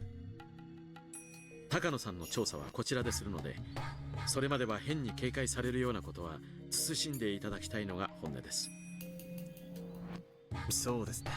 高野氏の調査は富武さんの機関の人間にしかできないなら、警察がそれにどうも関わる山が大きすぎる気がします。大石さん、冷たい言い方をしますが、あなたはここで引かれた方がいいかもしれません。 Bro, you can't tell that to Oishi. This bum motherfucker's been wishing for this knowledge for like fucking 5 million years. 赤坂さん、それはどういう意味ですか？先ほども言われました通り、大石さんは今年で定年じゃないですか。長かった危険なお仕事がようやく終わり、お金は大事です。家のローンの完済や老後の蓄えですが、今回の山は危険すぎる。Yeah, Oishi, you got fucking sniped right in your fucking dome last chapter. Like, I ain't gonna lie, you ain't built for this anymore. You fucking Michelin man looking ass. 私の勘から言って、この山は多分最後にはなかったことにされる。つまり全てを失う覚悟がなきゃ、今からでも遅くないから引き返せって、そうおっしゃるんでしょう。そうです。We calling Oishi a bum now? Bro, Oishi's been a bum, okay? Fucking, he got fucking absolutely brainwashed by Rena with the parasite shit, and then he fucking got like, listen, he got folded, alright, by the mountain dogs, like completely, like absolutely, wasn't even fucking close. 大石さんほどの方にこんなことを言うのは、若輩の身には過ぎたことと分かっています。ですが、He figures half the plot by himself, though? No, he fucking doesn't. Like 90% of the time, he just thinks it's the fucking Sonozakis. Like, he only figures out, like, a good portion of it, like... But, like, the biggest part is the Takano stuff, you know? He never figures that stuff out, right? Until last chapter, right? He has suspicions about the fucking corpse, right? The fucking dummy corpse that they used for Takano, but, like, that's pretty much it. He never actually gets that far. だからその経験の上で大石さんにご忠告させていただいているんです。 True. That's probably why Oishi got fucked last chapter. He thought he was at worst working with a bunch of, like, fucking Sonozaki mobsters. He didn't realize they had high-powered sniper rifles. You know? Like, when you think you're working against some Yakuza, you're probably expecting some knives and maybe, like, at worst, a pistol or so. Right? He didn't fucking realize he's working against government special forces. Oishi was no fool. He was also an adult and smart in a real sense. If he only listened to his pride, he would yell at Akasaka for insulting him. But what Akasaka is saying is true. Oishi's pension is a big deal for him. People live far beyond their retirement. They still have 10 or even 20 years left after that. Their pension is the basis for that second life. A pension isn't ordinary money. It's very, very valuable. People receive their pension for working hard on rainy days and windy days and even enduring the moments when their bosses give them a hard time. Even Oishi has mumbled on occasion that he's going to quit and look for a new job. Yet he endured and quietly did the unreasonable work asked of him. He's endured far more work than his salary merited. He's worked like that for a very long time and now he's finally about to retire. He's finally about to collect his long-awaited pension. It's not about the amount of money itself. It's about having a value placed on what you've done with your life. So if one were to cause a scandal, the punishment of that would be placed on his pension. One such deplorable event can erase Oishi's entire life as a policeman. That's not something that can be treated lightly. Akasaka is still young. Even if he loses his job, he will be able to find a new one. But Oishi is too old. The repayment of his mortgage was planned around his pension. Oishi is a grown up, and that's why he can't do anything reckless. Akasaka knows that, and that's why he said that Oishi should back down. Oishi understood it too. So Akasaka had to ask him that tough question in order to find out how strong Oishi's commitment was. 私がお小遣いを残したいばかりに随分のんびりしたローン返済をしちゃいましてね。もっと繰り上げ償還とかしてりゃ利子の分 Hey, if Oishi's a real homie, he won't back down. Because he needs to fucking, he needs to save his, he needs to bring justice for his, what was it? The fucking, foreman or whatever the fuck it was at the construction site. 博打やらお酒やらそんなものに使うお金が残したくてね。もし私が月を退職金に回すような人生を選ばず Yeah, the manager. もっともっと賢く生きてきたなら Oishi's fists were trembling. 私はかっこよく That's how he sheds his 怖くない tears. って意気込むところなんでしょう。でもね、それでも私は刑事なんですよ。いや、そんなのはもうどうでもいいのかもしれない。私は墓前で誓ったんですよ。おやっさんを殺した犯人を必ず挙げてやるって。それつまり、おやっさんを殺した犯人を挙げるまで、私はいつまでも刑事でいるって誓いなんです。それはつまり、私が警官かどうかってことじゃない。私が敵を取るその日まで、たとえ懲戒を食らったって、刑事魂を忘れないってことなんです。その私が、懲戒免職が怖いって。I'm gonna be honest, EDA can literally solve this for Oishi right now, no? Because they literally no, it wasn't Takano that killed the construction his friend. It was the man that they dissected for the for Hinamizawa syndrome. Remember? Takano and the mountain dogs had caught him and then fucking dissected his ass. So I mean, EDA could literally just tell him what happened to the guy. 退職金が不意になるかもしれないのが怖いって。ああ、怖いですよ。True, maybe EDA doesn't want to admit that they've been doing human experimentation. 何千万って金が入ることを当てにした人生設計が全部パーになるんですよ。北海道でのんびり家庭菜園を楽しんですすきので遊んで社交ダンスを始めて、それがパーになるの何が怖いってんですかね。私の刑事魂はそんなもんだったんですかね。ひなみ沢村連続 Ide, just tell it, man. So he doesn't have to say all this. 夢にまで願った真相の扉が今ここにあるってのに。くそー、ちくしょう。警察手帳を叩きつけりゃいい。警察なんていつでもやめてやるってなんで言えないんだ。Oh, she says all this idiot is like, well, about that guy, yeah, we have his fucking corpse. くそくそ、ちくしょう。 Nobody could say anything in response to Oishi. He's at a crossroads. The crossroads of a person who has worked so hard and so humbly for so long. How could the young people who know nothing about what he's had to go through say anything at all? 大石さんは確か殺された現場監督さんのご友人でいらっしゃいましたね。Please, idiot, please. ねえ、友人であり兄貴であり。私は形式だけとはいえ、多分リカさんをめぐる陰謀が暴かれればそうですよね、富武さん。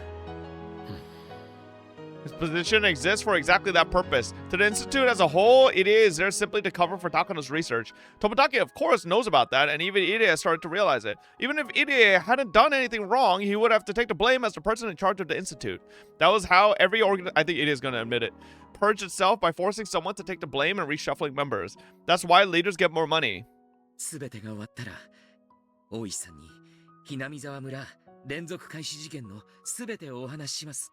Bitch, just what do you lose by telling him now, though, right? Like, I mean, 本当は終身の秘匿義務があるのですが、お目こぼしをくださいますよね、富武さん。I guess this could be like a way to force Oishi to fall in line and cooperate with them, so Oishi gets his answers.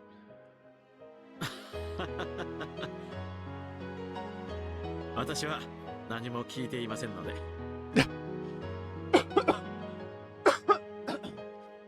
As an honest man, Tomitaki can't say yes, so pretending to ignore it was the best he could do. いやいや、そういうわけにはいきません。そいつは皆さんに協力した勇気ある大石クラウド、退職金が欲しくて保身に走るみっともない大石クラウドには過ぎたもんです。 He faced a dilemma. Even though the truth behind the mysterious deaths he sought so hard was right in front of him, he couldn't just accept it with his head held high. To understand what he's going through, oh my god, bro, this fucking pride shit. Bro's too proud. He needs to earn it. He needs to earn it and prove that he's not a coward. His dilemma is very vast and very heavy. Well, he's definitely heavy. Young people couldn't possibly understand. 私に考える時間をもらうことはできませんかね。 Fat shaming? What do you mean? Oishi's admitted it, man. He's out of shape. 真相を暴き、悪を打ちたい気持ちはあるんです。そのために勇気を持つ時間を少しだけもらうことはできませんか。 Oishi, Rika's gonna die in like 3 days. Like, you gotta lock in, buddy. You ain't got a couple days. Why is he even asking? Nobody will force him to make up his mind. Of course, I won't either. However, Oishi needs someone's approval. Oishi is still passionate about his work as a police officer, yet he isn't brave enough to take on this case. He wants somebody to forgive him for that. But nobody can do that, and nobody can stop Oishi from crying. はい、その時間を僕は許します。 How long has she been here? Hanyu has arrived. I didn't see her come in. But then again, she's always around. Hanyu is the guardian deity of Hinamizawa あ after な all. たが決心するのに必要な時間をあなたは今日まで自分に素直 Wait, に she's not transparent. そして厳しくもありながら今日までの人生を積み重ねてきました。そんな決して軽くない人生だからこそ決断を求められる時にもその選択肢は重みを得るのです。 Quick, Oishi, if you arrest her right now, you could retire with like the greatest pension ever. First police officer to arrest a demon? 軽々しい選択や万有は決して誇らしいものではない。真に誇るべきなのはあなたのような真に重い人生を歩んできた者が本当に重い選択をした時なのです。 She might sound arrogant to us, but that was exactly what Oishi needed to hear. Right, who among us has the right to admonish Oishi, the eldest one here? No one. No one should be able to. Nobody but one. The one who has been protecting humans for over 1,000 years. Hanyu. あなたが冷静で落ち着きある選択をしよう。私はあなたを叩く。それがあなたの悩み抜いた選択である限り。初めて会うお嬢さん。ありがと It's like, I don't know who the fuck you are, but thanks. う。なぜか一番嬉しかった言葉です。臆病な私に時間を許してくれてありがとう。If it was me, I would have asked Oishi to be my ally and asked him for help. But that wouldn't have reached his heart. Wanting help is my selfish request. I don't know anything about the life he lived, and that's why my words wouldn't reach him. But Hanyu's words did. Hanyu has never told me this, but I can tell she's been watching Oishi since the day he was born. She's been watching all that he went through. That's why she can say that. And why what she said could reach him. Only Hanyu can do that. 入江先生、たった一つだけでいいんです。教えてください。ええ、何でも聞いてください。私はおやっさんをバラバラにして殺した連中を裏で糸を引いていたのは園崎家だと信じて追ってきました。それは正解ですかね。いいえ、不正解です。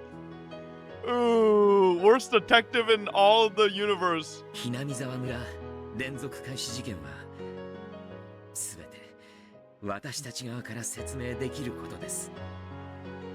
そうですか。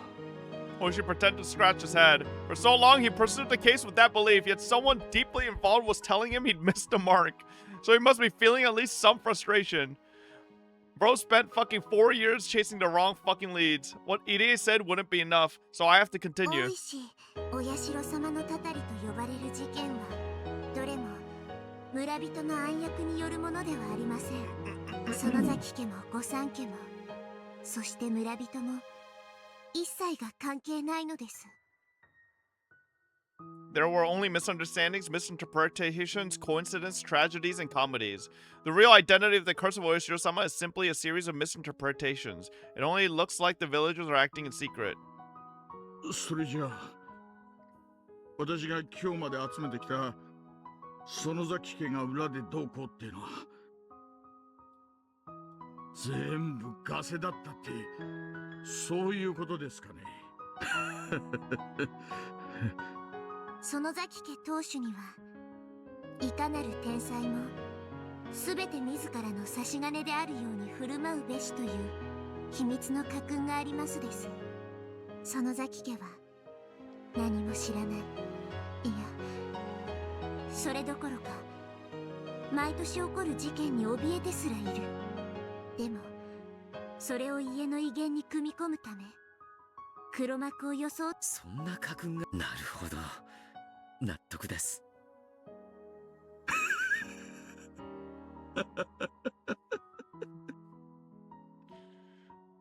それが本当ならお寮のばあさんめくそそれ本当なんですよね。本当なのですよ。 I mean, how would you feel, Chad? The last 5 years of your life was a fucking lie. Or, I guess just fucking pointless. 古出家当主の秘密巻物にも書いてありますです。見ますですか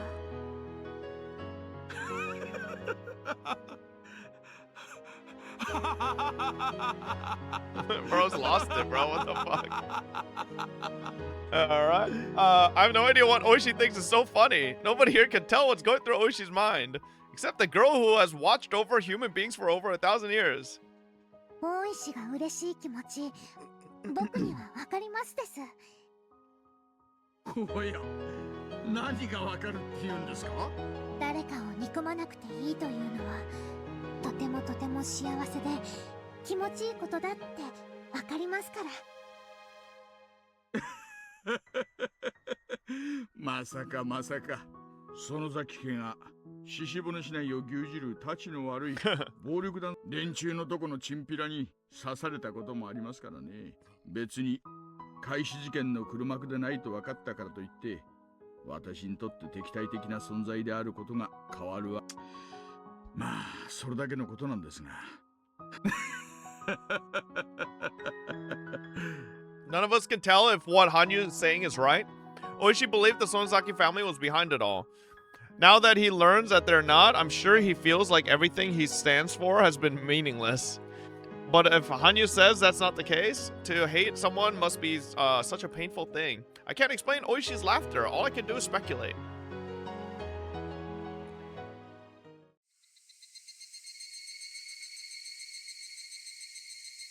Oishi left with a cigarette in his mouth, saying that he wanted to cool off a little. 高野さんが白か黒か、それが富武さんの方の結果を待ってからしか動くことはできないでしょう。リカちゃんがなぜ高野さんをそこまで疑うのか、個人的には高野さんに悪い気がするけれども、でもリカちゃんの言うことにも一理はあった。リカちゃんは大切な身なんだ。その周りには疑わしいものはわずかほども存在してはならないからね。Tomitake is making it sound like he's going to prove Takano's innocence. I guess I can't blame him since he's in love with her.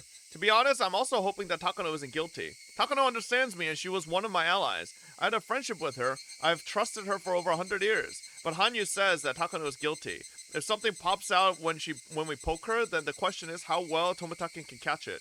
To get people to help me, I have to find proof of Takano's guilt. So I just have to trust Tomitake for now. 富武さん、くれぐれももし相手が黒ならばあなたの身に最初に危険。分かってます。すぐに宿を入江機関に内緒で変更します。本当はすぐにひなみ沢を離れた方がいいのでしょうが、もし高野さんが黒ならばそれはかえって逆効果です。難しいところですね。内定中は普段通りに装うのが初歩ですから。もしよろしかったら私の宿に入りますか。 Whoa, what? Akasaka X Tomitake? いえ、それには及びません。Damn. Alright, Tomitake, way to reject him. 大丈夫。十分に注意します。ということはどうしたものか。どうしよう。羽生、どうしたらいいと思う？将棋に例えたらリカはむき出しの王将です。リカさえ抑えればこのゲームは高野の勝ちになりますです。None of the adults are wondering what this horned girl is yapping about and where she came from. Like they're all just like, guess she could keep talking with us. I mean, we're totally not talking about secret government information. We have no clue who the fuck she is, but let's just, hey, hop on in. Like, the fuck? 将棋の定石はまず王将の守りを Don't question her. They're literally talking about secret organization stuff. What do you mean? よね。はい、今日は木曜日。綿流しはしあさって。最低でも綿流しの日まで誰にも知られず、そして一番安全なところに避難するべきかもしれないです。Wait, Rena's hideout. Nobody, not even the fucking Yakuza looking all over the fucking universe could find Rena there. そんなうまい場所あるかしら。僕はそこは Or I guess they could go to the fucking basement. Listen, I feel like the basement's too... I mean, I guess it's not too obvious. そうね。 Nobody knows his existence except for the Sonozakis. 園崎本家の地下サイグレンは立てこもるにはとても理想的。そこへは里子も連れて行く。里子を残して私だけが消えれば、その行方は里子が知っているに違いないということになる。残せば里子にも危険が及んでしまうわね。That means I'll have to tell the truth to at least Satoko and Mion. That the comic plot we discussed wasn't just fiction. Still, I always seem to underestimate their reliability. It really is beyond my imagination. I need to talk to them. I have a feeling they'll believe me. They're my steadfast allies after all. 僕たちはしばらくの間、ミーの家なら身を隠すことができる場所がありますのです。そこは So what the fuck are the mountain dogs doing right now? I thought one of their jobs was to fucking watch Rika like nonstop. So they're just like okay with Rika talking to these police officers and some random fucking shrine maiden girl with horns for like hours and hours. 秘密の防空壕みたいなとこなのです。中には何 Maybe it's been lunchtime for the past couple hours, true. こともできるに違いないです。 The Sonozake family's underground storehouse has every basic necessity in case someone actually had to live there due to some complication or another. Mion has mentioned before that it's like a unique vacation house. I don't know how you can call a place with a torture room a vacation house, though. 高野さんの調査がすぐわかるか、何かわかったらミオンちゃんの家に連絡するということで。それが助かりますです。今だから白状するけど、山犬は保安上の理由からリカちゃんの家の電話を盗聴できるようにしている。その方が都合がいいね。僕の恥ずかしい話は全てみんなに聞かれていたのです。いや、聞ける設備が設けてあるだけで、普段の会話、年に数回ある保安訓練の際にそれをしているだけなんだよ。多分診療所のええ、そこは施設の性格上からご了承いただきたいところです。失礼。その盗聴の具体的方法は？リカちゃんの家に引いてあるで、それが神社の裏側のそこへ引かれていて、そこで盗聴することができます。通常は無人ですが、山犬に対し要人警護命令が出ると、常時2名の通話監視員が常駐し、すべてもちろん普段は録音していません。近日中に保安訓練の予定は、また要人警護命令が出る予定は？保安訓練は1月、4月、7月、10月に行っています。ですから今月はありません。要人警護命令は何か緊急事態が起こると予想される場合に発令されますが、機関設立以来発令されたことは一度もありません。発令の権限者は？所長、つまり私ですが、高野さんは事実上の所長代行なので、私に代わって発令することが可能です。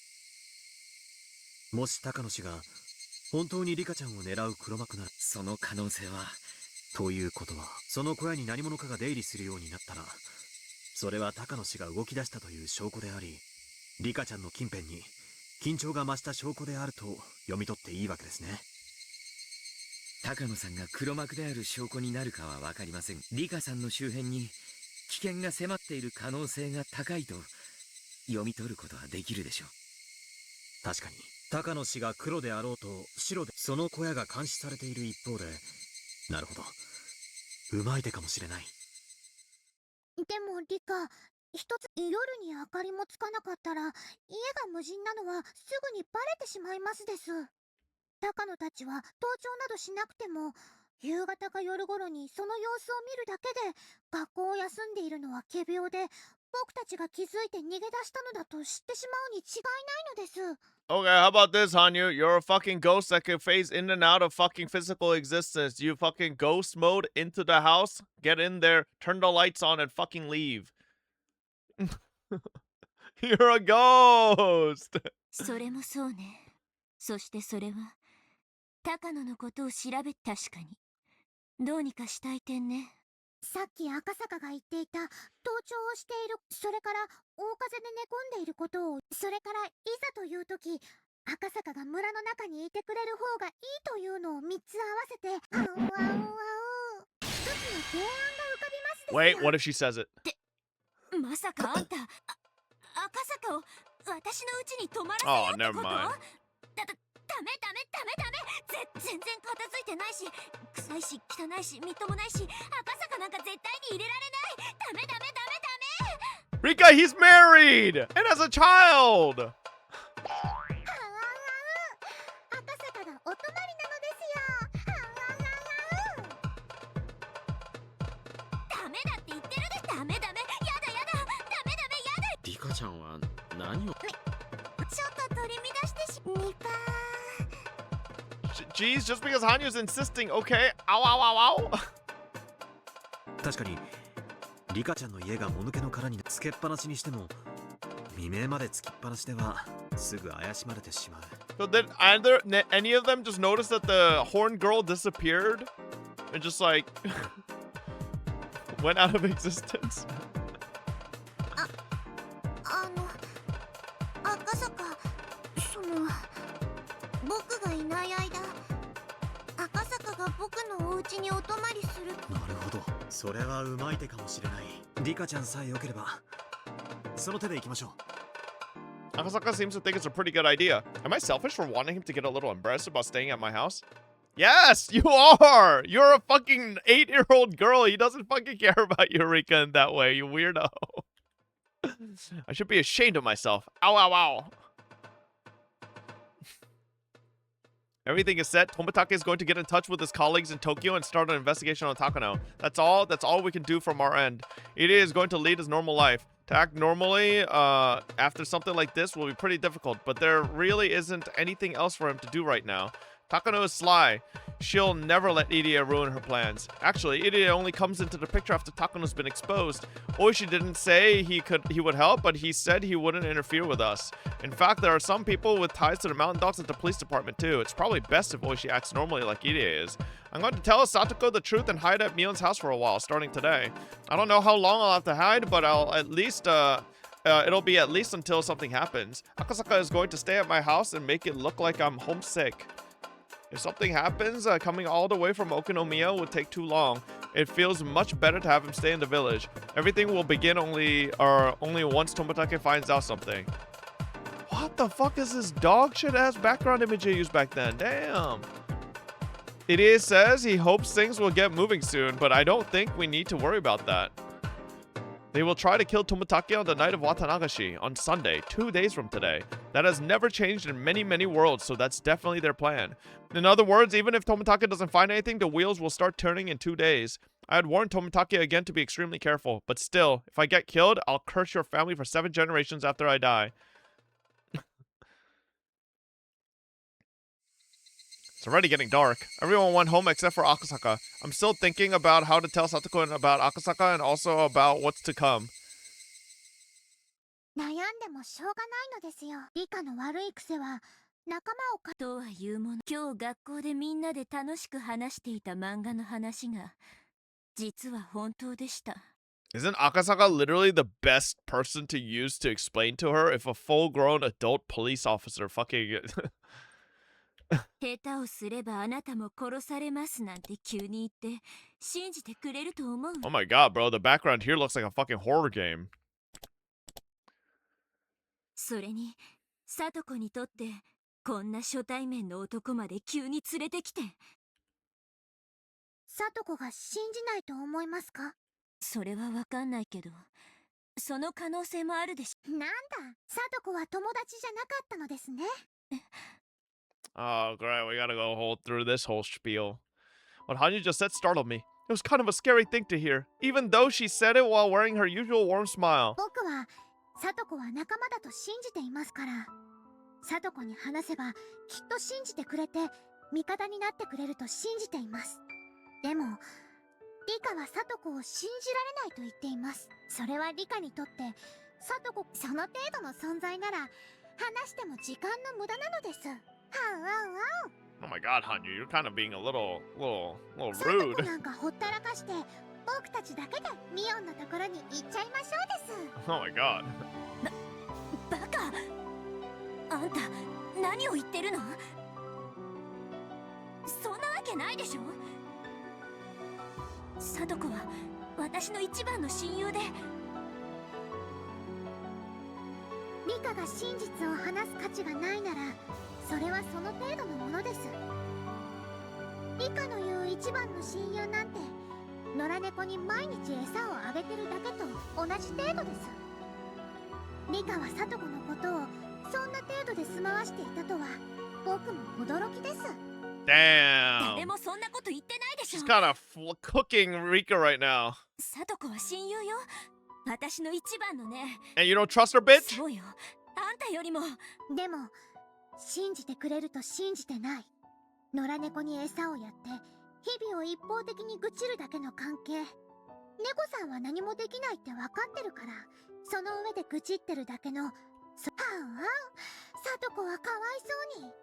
リカの一番の親友だと信じているのに、そのリカにはそうだと思われていないのです。はあわわお。こんな。Hanyu's just rage baiting Rika. I tried to slap Hanyu, but I couldn't touch her. My hand went through her cheek and hit only in air. I can't believe she made herself incorporeal again. Hanyu disappeared saying ow ow in a teasing manner. I'm upset, but I can totally understand what she was getting at. リカちゃんの同居人は納得してくれるかい？ She just like slowly disappears and ow ow fucking poofed. 納得させますです。さとこはこの陰謀に何の関係もないですが、僕と一緒に住んでいる以上絶対に巻き込まれますです。さとこのためにも僕が説明しないと。私は外で待ってた方がいいかな。いいえ、赤坂が一緒にいてくれた方が冗談ではないと分かっていいかもしれないです。僕にうまく説明できない時には助け舟を出してください。分かったよ。I went up to the second floor with Akasaka. To be honest, I couldn't even imagine how to start bringing it up, but even Hanyu made fun of me. I can't hesitate. I made up my mind and walked into the room and was surprised. My messy room is all cleaned up. Satoko is packing her pajamas and towels in her duffel bag. It's as if she's going on a camping trip. さとこ、ただいまなのです。 Oh my god, Satoko is such a good best friend. She knew Rika was talking about herself the whole time. はい、リカの分の荷物もできてますね。 Oh my god, that's my goat. まさかミオンさんに歯ブラシやタオルまで借りるわけにはいかないでございましょう。それに見ず知らずの男性の方をこんな散らかったお部屋に入れるわけにもいきませんし。 Okay, how the fuck does she know about Akasaka though? Wait a second. Fucking Hanyu, bitch. だから私、普段からもう少しお片付けをしましょうって言ってたんではございませんの。 Hanyu just rage baited Rika just to have told Satoko everything anyways? I blinked in surprise. I don't understand why Satoko already knows what's going on. If she saw me, Iri, and Tomitake talking about behind a shrine with Oishi and a strange man, she'd be sure to get curious. Satoko must have overheard our conversation. Not only that, she packed our luggage and cleaned our room, which means she already knows Akasaka is going to stay in this house. Oh, wait. True. Right? Like, Oishi asked Satoko where Rika was, so maybe Satoko was worried and like went to where Rika might have been and then listened. She must have come home in a hurry to get things done. 漫画なんかの話じゃなくみ。私、リカのそういうところは嫌いなんですのよ。私がリカの話を信じなかったことがあります。私こそがリカに一番最初に頼ってもらえる親友でいるつもりでしたのに。ごめんなさいなのです。 Ooh, Satoko doesn't seem that angry. Rather, she seems shocked that what we talked about at school is real. She isn't really that upset. But it's exactly what Hanyu said. I thought Satoko was my best friend, yet I couldn't trust her completely. Having realized this, I apologized. Satoko turned around as if to tell me there's no time for apologies. I think she accepted it. As a proof of that, she's getting things ready to go to Mion's house. Thank you, Satoko. 赤坂さんでございました。リカとどういうご縁かは存じませんけど、リカの味方なら私の味方でもありますわね。北条聡子と申しますわ。 How the fuck did Satoko creep up and eavesdrop on two fucking secret agents and a police officer? よろしく。 A bunch of frauds. 赤坂と言います。リカちゃんを取り巻く陰謀はあまりに深く容易に説明できるものではありませんでした。それを打ち明け拒絶されるかもしれないことに怯えていた彼女の気持ちをどうか。そんなことは分かってましたよ。私はリカのその私に信じてもらえなかったら世界中で誰にも信じてもらえないということなら臆病になるのも分かろうというものですわ。さとこちゃんは本当に大人です。 Yeah, did you know her entire family's dead, Akasaka? そんなあなたに親友と呼んでもらえるリカちゃんが羨ましいです。 You know, we technically never actually figured out what actually eventually happened to Satoshi, right? Like, for all we know, surely he could still be in like some dungeon in the Institute. We never 100% found out if he got dissected. He was L5, but they had a cure, right? They did at that point. Satsuko took Akasaka around the house and explained everything. She let him know that the switch for the hot water heater sticks a little and that if the picture on the TV gets messed up, he needs to tap on it. She even told him about all the traps she set around the shrine using a secret map of hers. Akasaka listened to her dead seriously. Upon seeing them talk, I couldn't help but smile. Hanyu also smiled while watching us, but it felt like she was saying, I told you so. I'm going to pretend that I don't notice her. ひねくれ者の里子がこれくらい簡単に信じてくれるんだから疑い知らずの圭一も信じるだろうしどいつもこいつもきっと He's up on your leg 私 shaking? の My bad. 話を疑いもせずに信じてくれるのかしらね Hanyu didn't reply, but she smiled as if she's happy to see that I grew a little. 冷蔵庫の蓄えも十分ですわね。リカ、せっかくお留守をお願い。今夜くらいご馳走しない。それに万が一ミオンさんの家へはもう少し遅くなってからお伺いした方がいいですわね。Hey, Bloodhouse, looking for the 34 months! そんな、こう見えても食事くらいなんとかできますので。リカの手料理をご馳走するチャンスなのですよ。Oh my god. 今日のあんたは調子に乗りすぎそうねさとこおいしい食事をご馳走しないとねそうそう冷蔵庫に入ってる特用激辛キムチの大瓶を出してもらえる Hey, Kimchi my goat. それじゃない懲罰用じゃなく死刑判決って書いてある方よ今日はキムチチャーハンにしましょうです赤坂、辛いのは大丈夫ですか？ The death penalty? That's how spicy is the fucking kimchi, bro. ああ、辛いのも大好きだよ。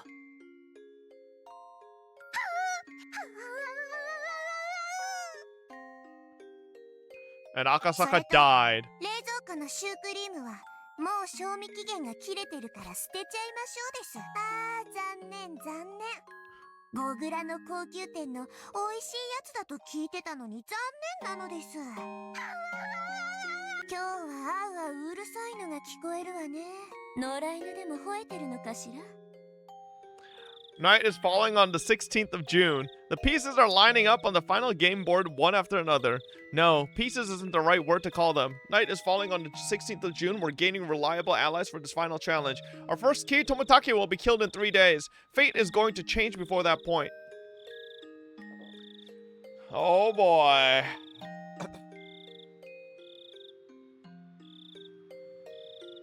Bro, I feel like everything's gonna go to shit now. That was a whole fucking chapter of everything lining up a little too fucking well. I don't know, man. Everything's working out a little too well. Feels like some people need to start dying soon or something. Alrighty. Hi. Hi, doggy. Hi.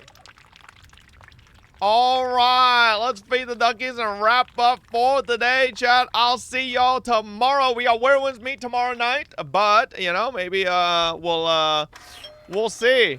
Anyways, I'll send y'all over to Ant. If that's right. He's playing Resident Evil 2. I just found out that Resident Evil 9 was Ant's first fucking Resident Evil game. What a fraud horror enjoyer. I'll see y'all tomorrow. Good night, everybody. Bye-bye. Says you. Hey, I ain't a fraud. All right.